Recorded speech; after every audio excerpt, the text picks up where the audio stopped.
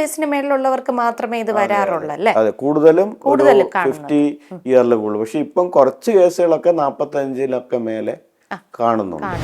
ഒരു 7-8 എണ്ണം ദിവസവും കഴിക്കുന്നത് ഈ ഇങ്ങനെയുള്ള ഇത്തരം രോഗികൾ ഈ ഗ്രന്ഥി വീക്കത്തെ കുറയ്ക്കാനായിട്ടും കൂടി ഹെൽപ്ഫുൾ ആണ്. അതൊരു കുറച്ച് നേരത്തെ ആക്കണം. ഒരു 7 മണി 7:30 മാക്സിമം 8-നപ്പുറം പോകാനേ പാടില്ല. അത്തരത്തിലുള്ള കാര്യങ്ങൾ. പിന്നെ നമ്മൾ രാത്രി വളരെ ലേറ്റായിട്ട് സ്ലീപ്പിംഗ്, അതും പ്രശ്നമാണ്. പുരുഷന്മാരിൽ കണ്ടുവരുന്ന പ്രോസ്റ്റേറ്റ് ഗ്രന്ഥി വീക്കം ഇത് വന്നവർക്കും ഇപ്പോൾ ചികിത്സയിൽ ഉള്ളവർക്കും എന്തൊക്കെ കാര്യങ്ങൾ ശ്രദ്ധിക്കണമെന്നും ഭക്ഷണത്തിൽ എങ്ങനെ ശ്രദ്ധിക്കാമെന്നും എക്സസൈസ് എന്തൊക്കെ ചെയ്യാമെന്നും ഉള്ള സംശയങ്ങൾ ആണ് ഇന്ന് ദൂരീകരിക്കുന്നത്. നമ്മളോടൊപ്പം ഉള്ളത് ഡോക്ടർ ആനന്ദാണ്, government Ayurveda college Trivandrum associate പ്രൊഫസറാണ്. Doctor, welcome to the show. നമസ്കാരം ഡോക്ടർ. നമ്മൾ മുമ്പുള്ള ഒരു എപ്പിസോഡിൽ പറഞ്ഞു കഴിഞ്ഞു പ്രോസ്റ്റേറ്റ് എന്താണെന്നും പ്രോസ്റ്റേറ്റ് ഗ്രന്ഥി വീക്കം എന്താണെന്നും എല്ലാം പറഞ്ഞു കഴിഞ്ഞു. ഇപ്പോൾ നമ്മൾ സംസാരിക്കുന്നത് ഇത് വന്നിട്ടുള്ള ആൾക്കാർ എന്തൊക്കെ കാര്യങ്ങളാണ് അവരുടെ ലൈഫ് സ്റ്റൈലിൽ ശ്രദ്ധിക്കേണ്ടത് എന്നുള്ളതാണ്. അപ്പോൾ എന്താണ് ചെയ്യേണ്ടത്? നല്ലൊരു ചോദ്യമാണ്. കാരണം നമ്മൾ ഇത് എന്തുകൊണ്ട് വരുന്നു എന്നുള്ളതുകൂടെ അത് പ്രധാനമാണ്. ഇപ്പം നമ്മൾ ആയുർവേദത്തിൽ ഈ കോസ് ഒഴിവാക്കണം എന്ന് പറയും. നമ്മൾ എന്ത് ചികിത്സ കൊടുത്താലും ഇതിനുള്ള കാരണങ്ങളെ ഒഴിവാക്കണം എന്ന് പറയുന്നത് നിദാന പരിവർജനം എന്ന് പറയുന്നുണ്ട്. അപ്പം അതിൽ ഫസ്റ്റ് ഈ കോസായിട്ട് ഇതിൽ ഒന്നാമത് ഈ അപാന വൈഗുണ്യം ആണ് ഇതിൻ്റെ കാരണം എന്ന് പറഞ്ഞു. അപ്പോൾ അതിൽ ഭക്ഷണത്തിലായാലും വ്യായാമത്തിലായാലും ഒക്കെ ചില വിഷയങ്ങൾ ഉണ്ടാവുന്നതുകൊണ്ടാണ് ഇത് വരുന്നത്. അപ്പോൾ ഒന്ന് ഈ പറഞ്ഞ പോലെ ദീർഘനേരം ഇരിക്കുന്ന ആൾക്കാർ, ഇപ്പോൾ ഒത്തിരി പേര് ഓഫീസിൽ ജോലിയിലാണ്, സെഡൻഡറി ഹാബിറ്റാ, ഒരു വ്യായാമവും ഒന്ന് അനങ്ങി നടക്കുന്നതായിട്ടൊന്നുമില്ല. അപ്പോൾ അതൊരു ഇവൻ ഡോക്ടർമാരെ തന്നെ ബാധിക്കുന്ന കാര്യം. ഇത് കുറേ നേരം ഒന്നിച്ചിരിക്കുന്ന അവസ്ഥയുണ്ട്. അപ്പോൾ ഇതൊരു പ്രധാനപ്പെട്ട കാര്യമാണ്, ഒരു കോസാണ്. പിന്നെ രണ്ടാമത് ഇതിൻ്റെ ഒരു പ്രധാനപ്പെട്ട കോസ് ഭക്ഷണത്തിൽ അമിതമായ കൊഴുപ്പടങ്ങിയ ആഹാരങ്ങൾ, എണ്ണപ്പലഹാരങ്ങൾ, പിന്നെ ഈ പറഞ്ഞ പോലെ മാംസ്യം കൂടുതലെന്ന് പറയുമ്പോൾ ഈ പറഞ്ഞ പോലെ മീറ്റായാലും ഒരു പരിധി കൂടുതൽ ഇതൊക്കെ കഴിക്കുന്നവർ. പിന്നെ നട്ട്സ് ഇതായിട്ട് കഴിക്കുന്നു, അതായത് കപ്പലണ്ടി, കൊളസ്ട്രോളൊക്കെ കൂടുന്ന തരത്തിലുള്ള ഏതൊക്കെ ഭക്ഷണങ്ങളാണോ അത് ഇതിനെയും ഇൻക്രീസ് ചെയ്യാനുള്ള സാധ്യതയുണ്ട്. അപ്പൊ ഇതൊക്കെ ഇതിനൊരു പ്രധാന. പിന്നെ ഈ പറഞ്ഞ പോലെ നമ്മൾ മലമൂത്ര വിസർജനം കൃത്യമായിട്ട് സമയാസമയത്ത് ചെയ്യാത്തതിന്റെ പ്രശ്നങ്ങളുണ്ട്. ഇപ്പം ഈ പലർക്കും ഷിഫ്റ്റ് വർക്കാണ്, ദീർഘകാലം ട്രാവൽ ചെയ്യുന്നവരുണ്ട്. അപ്പൊ അങ്ങനെയൊക്കെ വരുമ്പം അവര് ഇതൊന്ന് മാറ്റിവെക്കും. നമ്മുടെ ആർജസിനെ തടയാൻ പാടില്ല എന്നാ പറയാം. അപ്പൊ അതുകൊണ്ടും ഈ ബ്ലാഡർ കൺട്രോളൊക്കെ നഷ്ടപ്പെട്ട് ഇതിനെ ബാധിക്കാം. അങ്ങനെയുള്ളവർക്കും ഈ പ്രശ്നങ്ങൾ വരാം. പിന്നെ മോഡേൺ മെഡിസിൻ അനുസരിച്ച് എന്തുകൊണ്ടാണ് ഈ വീക്കം വരുന്നതെന്ന് വളരെ കൃത്യമായ റീസൺ ഒബ്സ്ക്യൂർ, അതായത് കണ്ടുപിടിക്കപ്പെട്ടിട്ടില്ല, ക്ലിയർ അല്ല എന്നാ പറയാം. എങ്കിൽ പോലും പറയുന്ന ഒരു പോസിബിലിറ്റി ഹോർമോണൽ ആയിട്ടുള്ള ചേഞ്ചസ് കൊണ്ട്, ഏജ് റിലേറ്റഡ് ഹോർമോണൽ ചേഞ്ചസ് കൊണ്ട് ഒരു സാധ്യത പറയുന്നുണ്ട്. 50 വയസ്സിന് മേളിലുള്ളവർക്ക് മാത്രമേ ഇത് വരാറുള്ളൂ അല്ലേ? അതെ, കൂടുതലും 50 ഇയറിൽ കൂടുതൽ. പക്ഷെ ഇപ്പം കുറച്ച് കേസുകളൊക്കെ 45 മേലെ കാണുന്നുണ്ട്. ഡോക്ടർ, നമ്മൾ ഭക്ഷണക്രമങ്ങളെ കുറിച്ചാണ് പറഞ്ഞത്. അപ്പൊ ഇങ്ങനെ ഉള്ളവർ എങ്ങനെയാണ് അവരുടെ ഭക്ഷണ രീതികൾ പിന്നെ എങ്ങനെയാണ് മാറ്റിയെടുക്കേണ്ടത്? നമ്മൾ നേരത്തെ സൂചിപ്പിച്ച പോലെ ഈ ചില കൊഴുപ്പ് കൂടിയ ആഹാരം മാറ്റണം എന്ന് പറഞ്ഞു. പിന്നെ നമ്മൾ പ്രോട്ടീൻ ഒക്കെ ഇപ്പൊ നമുക്ക് കുറച്ചുകൂടെ എടുക്കണം എന്നാണ്. ഇപ്പൊ കാർബോഹൈഡ്രേറ്റ് കുറച്ചിട്ട് പ്രോട്ടീൻ. അപ്പൊ നമ്മൾ അതില് ചില പ്രോട്ടീൻസ് നമുക്കിതിൽ കടലയൊക്കെ ദോഷമായിട്ട് വരുന്നുണ്ട്.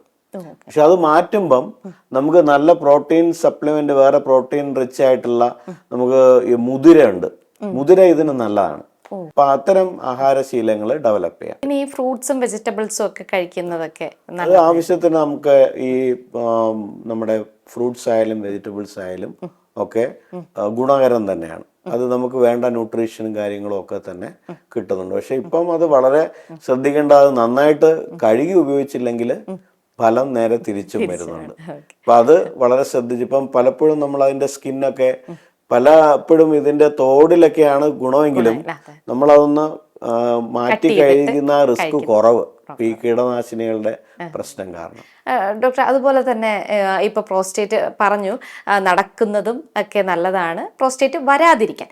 ഈ വന്നു കഴിഞ്ഞവർ എന്തൊക്കെ എക്സസൈസുകൾ ചെയ്യാം? അത് നല്ലൊരു ചോദ്യമാണ്. അപ്പൊ അതിൽ നമുക്ക് പ്രധാനമായിട്ട് ചില യോഗാസനങ്ങൾ ശീലിക്കാം.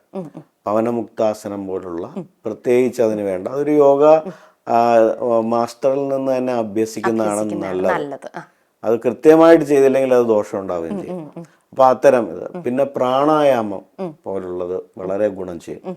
ഈ നേരത്തെ പറഞ്ഞ അപാന വൈഗുണ്യം കറക്റ്റ് ചെയ്യാൻ പ്രാണായാമം വളരെ നല്ലതാണ്. പിന്നെ അതുകൂടാതെ പെൽവിക് എക്സസൈസസ് എന്ന് പറഞ്ഞു. അപ്പോൾ ആ പെൽവിക് എക്സസൈസുകളെല്ലാം തന്നെ അത്തരം വ്യായാമങ്ങളെല്ലാം തന്നെ ഇതിന് വളരെ നല്ലതാണ്. ഓക്കെ.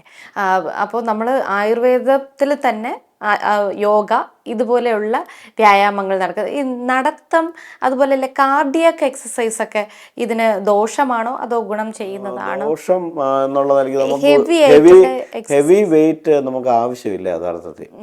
ഇത് എപ്പോഴും നമ്മുടെ ഒരു റിസ്ക് ഫാക്ടർ അതിലുണ്ട്.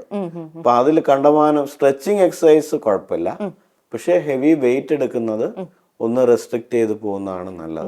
ഇപ്പൊ ഈ അമിത വ്യായാമം കൊണ്ടുള്ള കുഴപ്പങ്ങളും ഇപ്പോ ഉണ്ട്. അപ്പൊ അതും കൂടി നമ്മൾ ഒരു സമമായിട്ട് ആയുർവേദത്തിൽ തന്നെ അത് പറയുന്നുണ്ട്, അർദ്ധശക്യാം നിഷേവേദം.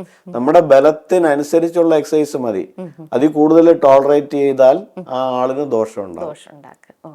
ഇപ്പം കൂടുതലും ഈ പ്രോസ്റ്റേറ്റ് വന്ന ആൾക്കാർ എനിക്ക് പ്രോസ്റ്റേറ്റ് വന്നു അല്ലെങ്കിൽ സർജറി കഴിഞ്ഞു, ഞാൻ ഈ ചികിത്സയിലാണ്, എനിക്ക് എണീച്ച് നടക്കാനൊന്നും വയ്യ, പൂർണ്ണമായി ബെഡിൽ കിടക്കുന്ന ആൾക്കാരുണ്ടാവും. ഒരു 70 വയസ്സ് 80 വയസ്സൊക്കെ ആയ ആൾക്കാർ, അവർക്ക് എന്ത് നിർദ്ദേശമാണ് ഡോക്ടർ കൊടുക്കുന്നത്? അതിൽ നമുക്ക് ഇവർക്ക് ഈ ഒരു വ്യായാമം ഒക്കെ ചെയ്യാനുള്ള ഒരു ബുദ്ധിമുട്ടുണ്ടെങ്കിൽ ഈ ചില സ്പെസിഫിക് ആയിട്ടുള്ള ഫുഡ് ഐറ്റംസ്, ഇപ്പം ഞാൻ പറയാം, ഈ മത്തൻ്റെ കുരു സീഡ് വളരെ നല്ലതാണ്. അപ്പൊ അതൊരു ദിവസം നമ്മളിപ്പോൾ ഈ ഡ്രൈ ഫ്രൂട്ട്സ് കഴിക്കുന്ന പോലെ, ഡ്രൈ ഗ്രേപ്സ് ഒക്കെ കഴിക്കുന്ന പോലെ ഇത് ഡ്രൈ ആയിട്ട് കിട്ടും. പംകിൻ സീഡ്സ് എന്ന് പറയും.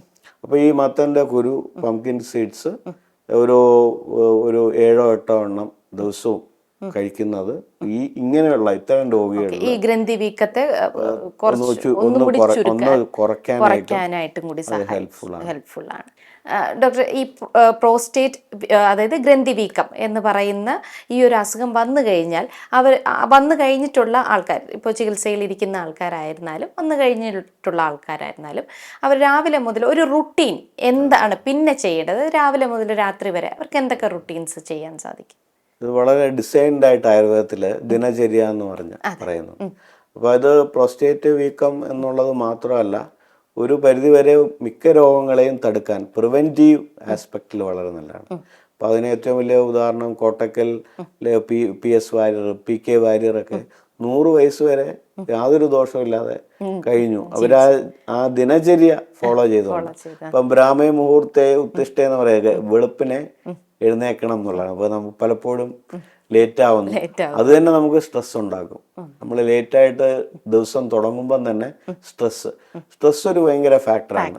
ഈ പ്രോസ്റ്റേറ്റ് ഗ്രന്ഥി ഇതായാലും കൺട്രോൾ, അത് ക്യാൻസറസ് അവസ്ഥകളിലും അത് ഈ സ്ട്രെസ്സിനെ നമ്മൾ ഏറ്റവും കുറയ്ക്കാനാണ്.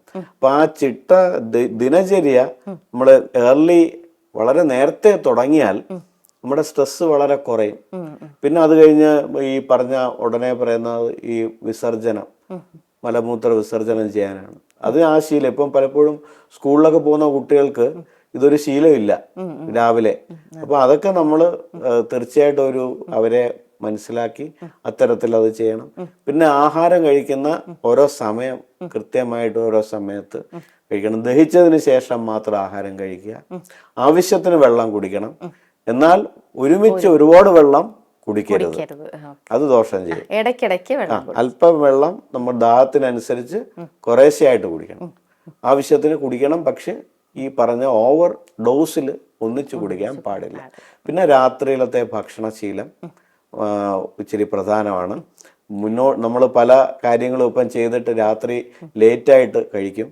അതൊരു കുറച്ച് നേരത്തെ ആക്കണം. ഒരു 7 മണി 7:30, മാക്സിമം 8-നപ്പുറം പോകാനേ പാടില്ല. അത്തരത്തിലുള്ള കാര്യങ്ങൾ. പിന്നെ നമ്മൾ രാത്രി വളരെ ലേറ്റായിട്ട് സ്ലീപ്പിംഗ്, അതും പ്രശ്നമാണ്. അപ്പൊ അത് കുറച്ച് മുന്നോട്ടായി. ആൽക്കഹോൾ സ്മോക്കിംഗ് ഒക്കെ ഇതിനെ വളരെ മോശമായിട്ട് ബാധിക്കും. അപ്പൊ അത് അത്തരത്തിലുള്ള ലഹരി വസ്തുക്കളുടെ ഉപയോഗം നമുക്ക് പൊതുവെ ആരോഗ്യത്തിന് തന്നെ നല്ലതല്ല. അപ്പൊ ഇതിനും അത് അത്ര ഒരു ഗുണകരമല്ല. മാത്രമല്ല ഈ സ്പൈസി ആയിട്ടുള്ള ഒത്തിരി ഫുഡുകൾ, എരിവും പുളിയും ഒക്കെ കൂടുതലുള്ള ആഹാര സാധനങ്ങൾ പോലും ഇതിനെ ബാധിക്കുന്ന ഘടകങ്ങളിലൊന്നായിട്ട് ആയുർവേദം കാണുന്നുണ്ട്.